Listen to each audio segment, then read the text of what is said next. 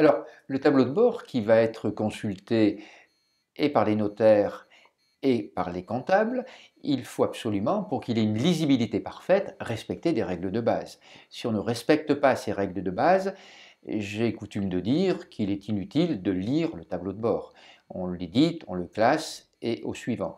Donc le respect de ces 5 règles de base, c'est la taxation des actes sans délai, c'est-à-dire journellement, le rapprochement bancaire fait de façon quasi quotidienne, la comptabilisation du passif, l'abonnement des charges et enfin la comptabilisation des moyens de paiement émis par les notaires, par exemple carte bleue ou chéquier de l'office.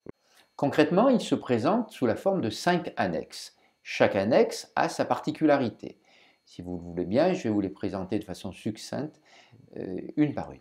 Ces annexes, la première annexe, comme je vous l'expliquais tout à l'heure, va servir de contrôle de la couverture des fonds clients.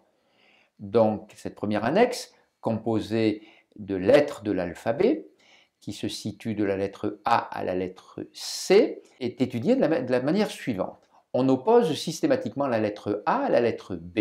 La lettre A étant l'encaisse que détiennent des notaires à la CDC, je vous ai parlé tout à l'heure des 25 milliards en permanence, et la lettre B étant la position de ces mêmes clients, créditeurs, à l'office. Et la différence entre la lettre A et la lettre B doit toujours être positive, sinon nous assisterions à une insuffisance de couverture, et dans ce cas-là, ce serait grave. À déterminer d'où provient cette insuffisance, soit d'une erreur comptable, ça se corrige, soit éventuellement d'un besoin de trésorerie pour l'office, et là ça ne se corrige pas, et c'est passible vis-à-vis de notaires de sanctions disciplinaires pénales pouvant aller jusqu'à la destitution. Donc je répète, cette fameuse lettre C, qui est la différence entre l'encaisse et les fonds détenus, doit toujours être positive, et c'est le début de trésorerie qui appartient au notaire.